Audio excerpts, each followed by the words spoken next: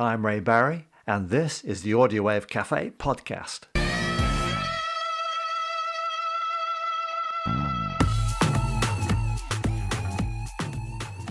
On this episode, my guest is Harley Feinstein. He was the drummer on the first two albums by Sparks in the early 70s. First, I talk about Do You Need an Electronics Press Kit? And I'll also be shining a spotlight on King, Coventry's much respected 80s new wave band. I'll also be playing Encinitas Moms by Harley Feinstein's band Wag Halen. It's a lot of fun. Anyhow, let's move on.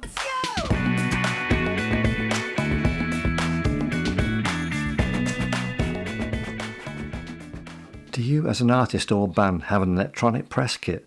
Do you even care? Well, all professional artists do have one in some form or other.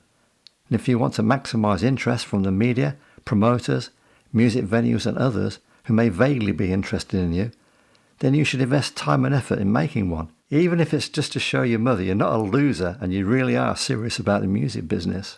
An electronic press kit, or EPK, is basically a showcase of your music endeavours, which includes a bio, audio or video music tracks, promo pictures, and a logo if you have one. With you being so smart, you will want to carefully prepare a total package that stands out from all the others out there. In your bio, don't just shout out how great you are, show how interesting you are.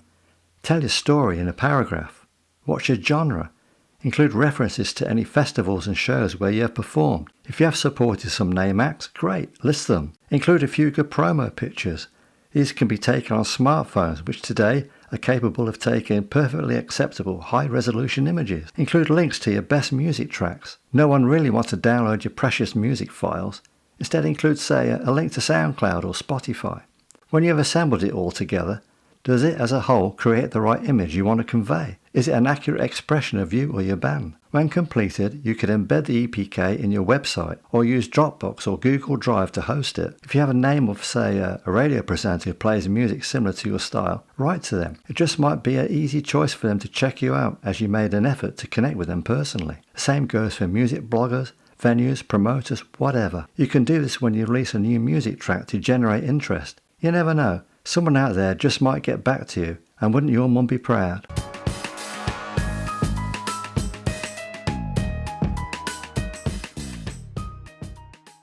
My guest today is linking up with me all the way from Solana Beach, California. He's best known for being the drummer with Sparks in the early 70s. Harley Feinstein, many thanks for joining me on this call. Thank you for having me. And I've also got John Hewitt. He's another drummer. He's just chilling in the back. He may say a few things later on, and that's fine. So I heard it's a chilling. I heard you're having a heat wave on that island. Just a few days ago, we had almost 40 degrees. I don't know what it is in Fahrenheit. I don't know. That sounds cold. That's in centigrade. Oh my God, in England. That's unheard of. It's very, very hot. It's the hottest it's ever been. Wow. And today it's 23. That's almost half. But that's the way it is in the UK. You've been over here. You know what crap weather we have. Yeah, I don't recall it ever being hot.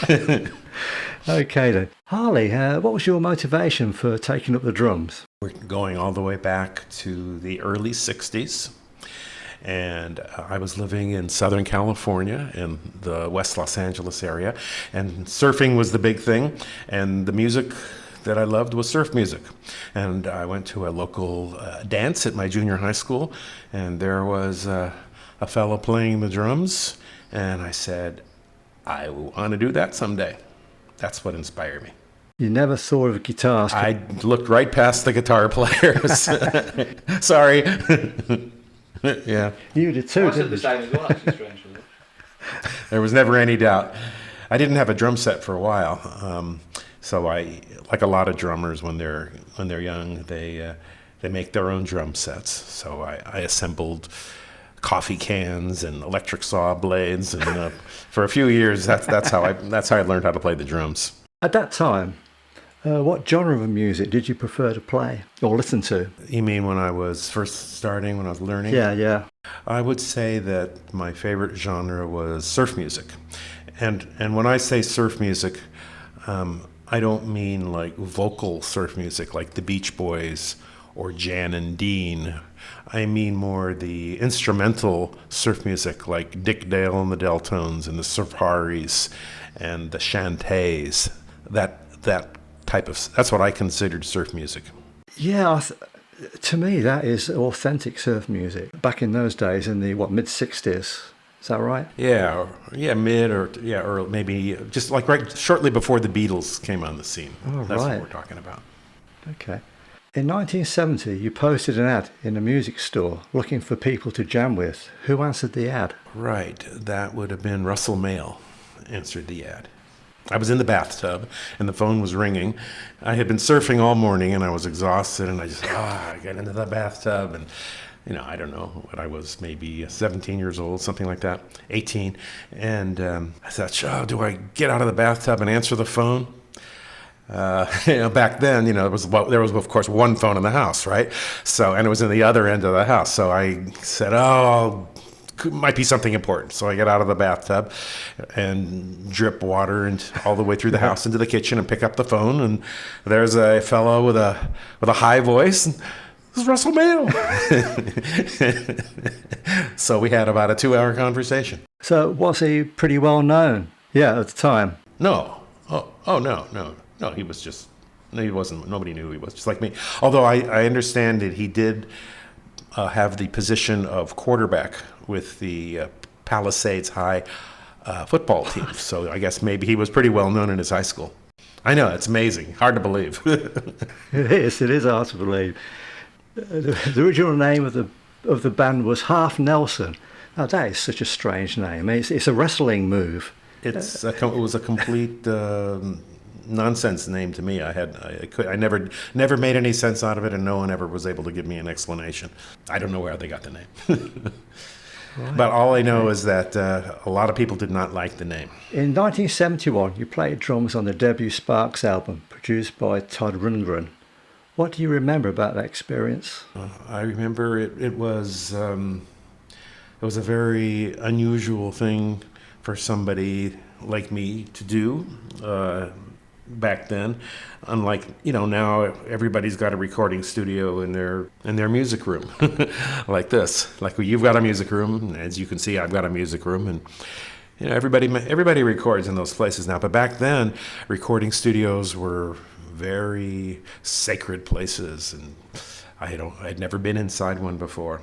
And you'd walk in, and it was this amazing place with this glassed-in control booth and all the blinking lights, and I felt like I was on the Starship Enterprise. So I was pretty dumbfounded by the experience. I was amazed that I was able to get to do this.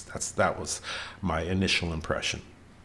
Was it the single Wonder Girl that helped get the band their first European tour? I'm not sure if Wonder Girl had much to do with it, but I don't know who it was that made the decision to select Wonder Girl as the single.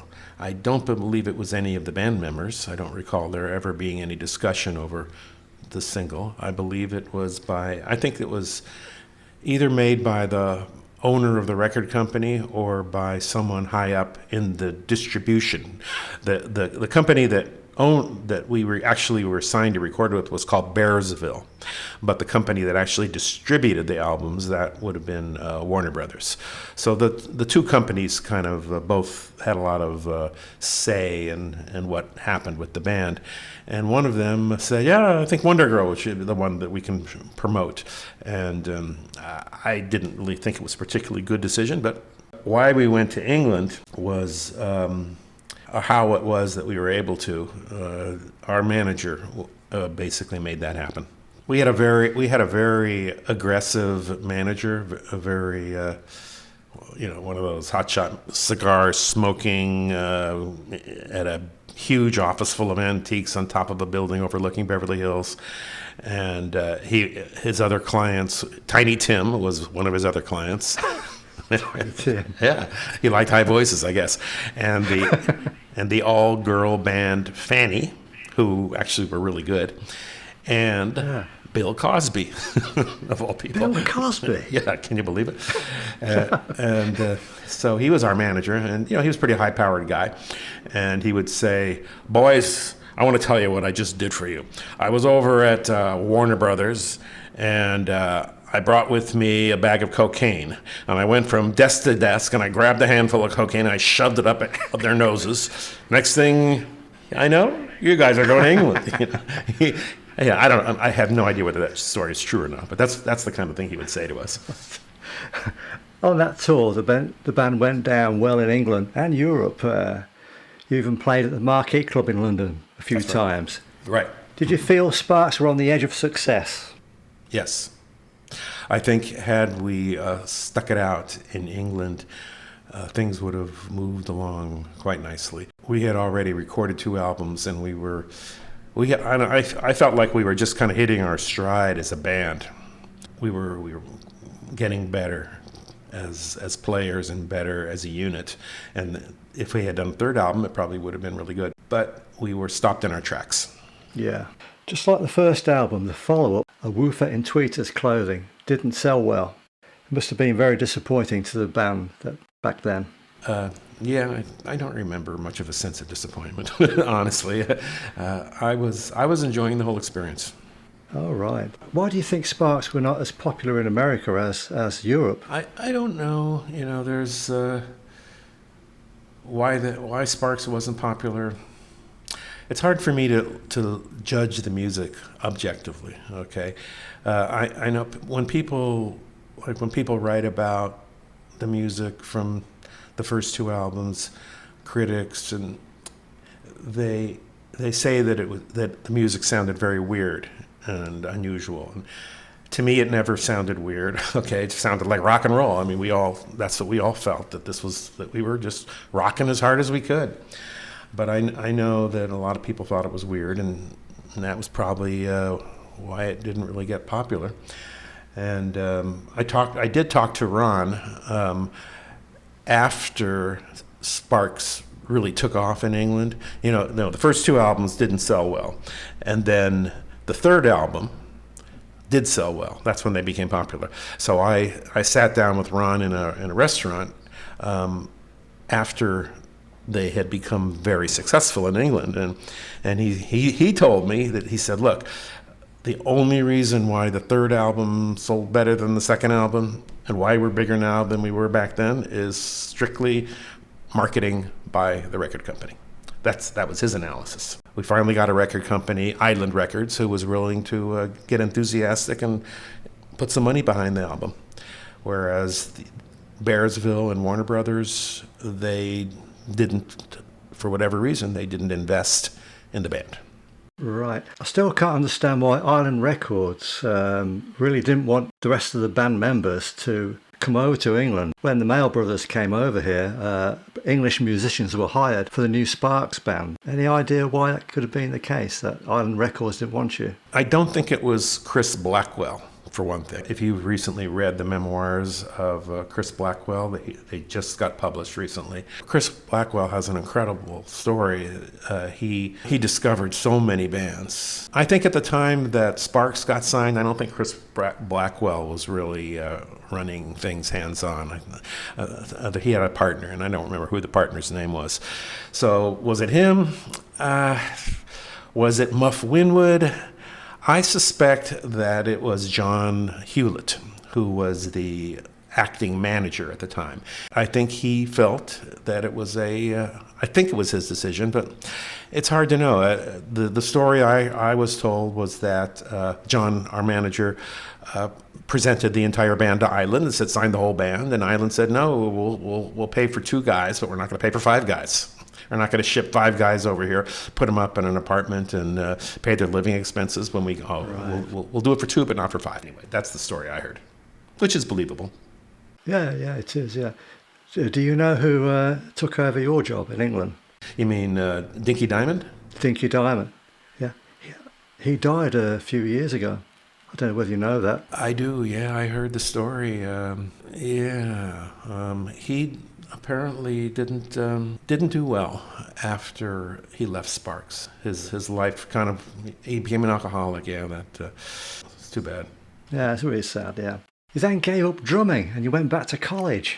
Why? Oh, yeah. Well, honestly, I never really had the idea of being a professional drummer as my day job, as my means of support. That was just never something that I aspired to. I was always felt more interested in more academic things. I love playing the drums. I love playing the drums. I love surfing, skiing, riding my bike, and those are all fun things. And I kind of put drums in the category of really fun, enjoyable things I love to do, but not something that I would want to try to pay the bills with. It's never been something that I wanted to do. Oh, right. Okay. In 1995, you took up drums again. You've been in several bands over the years, like you mentioned Wag Halen, Justice Fingers, Crash 74. Any bands that were a particular favourite of yours to be in? Well, the first band that I got into in '95 was an all-lawyer band. That's what kind of hooked me back into it. There, a bunch of lawyers. They said, "Hey, we hear you play the drums. Can you want to play with us?" And they were actually they were really good musicians. So that was kind of fun. I enjoyed those guys. We did that for a few years, and then I think I really enjoyed the Crash O'Malley.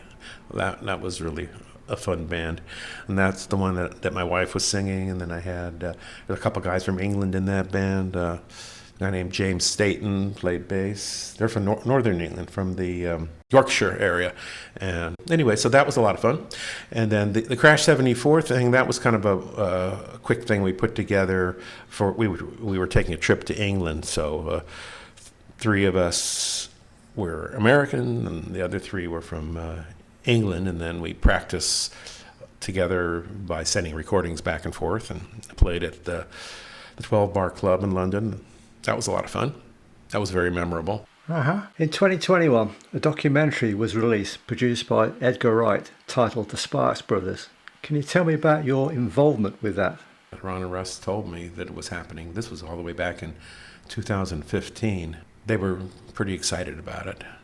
And so I went back home and I watched as many movies and television shows that the director, Edgar Wright, had produced over the years. So I became pretty familiar with his style and his work, and then a few years went by and I went up to LA and he had a studio rented, a very, very professional operation. He had a nice studio with lots of employees running around and girls putting makeup on, and assistants to the assistants and the assistants to the assistants, one of those kind of operation. And they actually sent a car down, picked me up and brought me in. They did that, and what they did was they lined up. I don't know if you saw the movie, but there's a lot of people in the movie that get interviewed. I don't know how many people, 30 people maybe. But so it was a lot of fun, and so I felt like I had a really good rapport with Edgar because I'd seen all his movies, so I get to talk about it. And so we talked about his movies, and then he shared some of his favorite music with me, which I remember was the Stone Roses. He was really into the Stone Roses. It was a very enjoyable experience. Are you aware of any public reaction to the movie as yet? I had a very good reaction. I don't know about England, I don't know about Europe. That I haven't heard. But here in this country, it did have a good reaction. For some reason, it came out here before it came out in England by several months, I think. It was, scored well, got good reviews, got lots of stars on Amazon and that kind of thing. So as far as I know, it's pretty well received. Oh, good. Are there any interesting music projects or events coming up later this year that you're involved with? The only thing that I'm involved with is this right now is, something could change, but right now Wag Halen is the only band that I'm really playing with regularly. And we've got a connection with a club, a nightclub in the San Diego area called the Belly Up. And it's generally considered probably the premier venue in the county. When I'm saying, I mean, in the 800 people type, obviously there's like stadiums and things like that. But for the, 700-800 people type of venue, it's the best one. So we're connected with them. We have a good connection with them, a good rapport. So we play there pretty regularly. So that's the main thing that I have to look forward to, or continued gigs there. And I'm going to play a Wag Halen track, which is Encinitas Moms, later in the podcast. I look forward to that. I think now's a good time to bring this interview to a close. Harley, thank you so much for being my guest. It's been a real pleasure. John, thanks for chilling. Yeah, it's been great. John, good to sort of meet you in the flesh. And Ray, thank you for your thoughtful questions. You're welcome.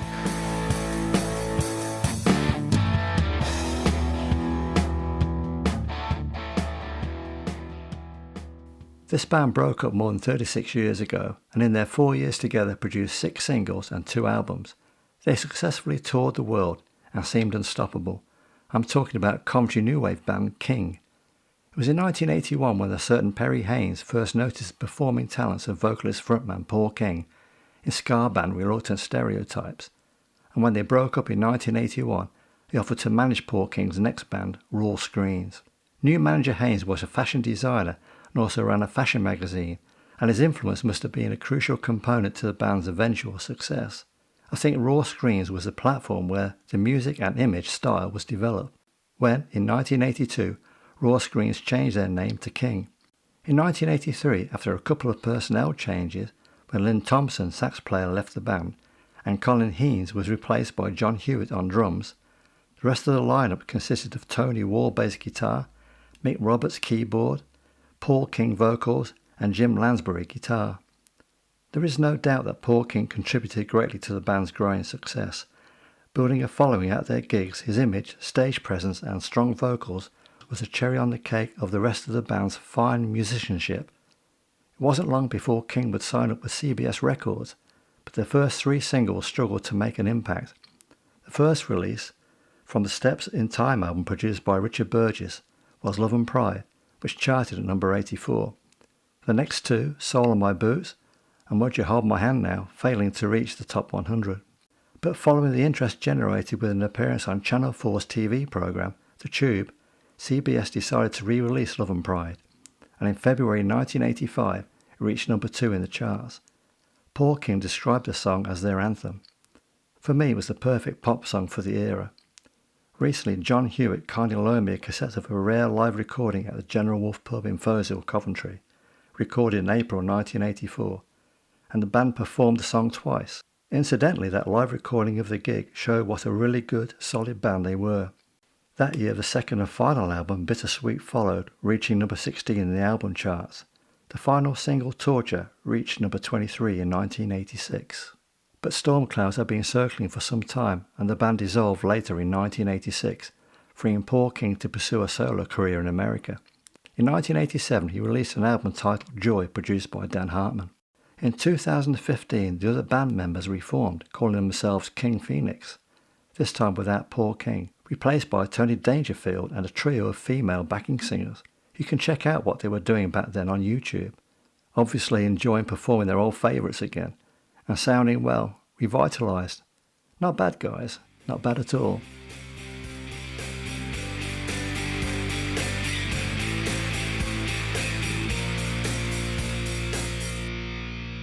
Coming up is an original song performed by Wag Halen and produced by Chris Goldsmith, with Wayne Wagner vocals, Adam Kay guitar, Paul Jensen bass, and Harley Feinstein drums. Oh, and Rhino intro vocals.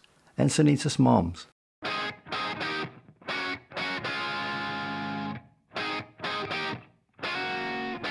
Why, you Encinitas moms are looking hot.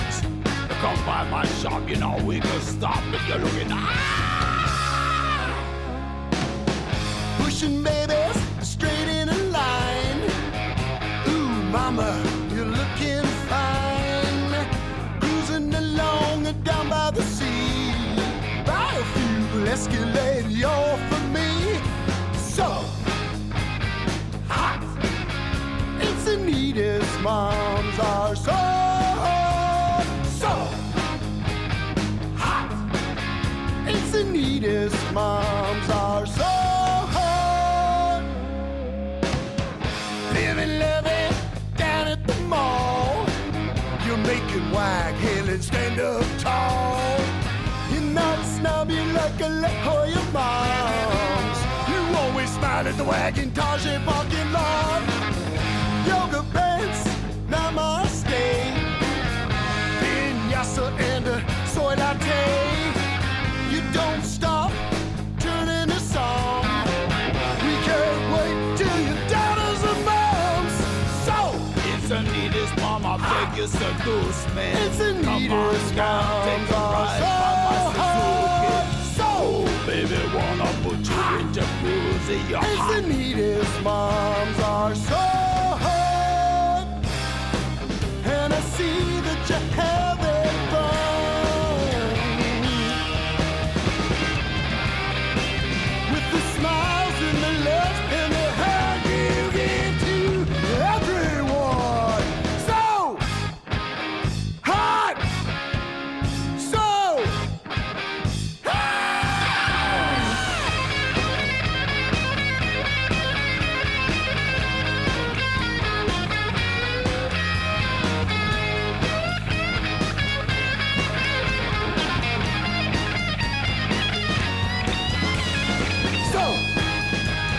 hot. It's Anita's moms are so hot. So hot. It's Anita's moms are so hot. It's Anita's moms. It's Anita's moms. It's Anita's moms. 'Cause it's Anita's moms are so hot. Ow! Hot, hot. So hot. That was Encinitas Moms by Wag Halen. If you head over to YouTube, you can even check out their very funny video of the song. Many thanks again to my guest, Harley Feinstein. In the next episode, my guest is Nigel Methven, bass player from Coventry and Warwickshire punk band The Delchronics. We'll also be talking about branding yourself as an artist, and I shine a spotlight on Pete Chambers' Coventry Music Museum. I think that's it. Yeah, I'm done. Till next time.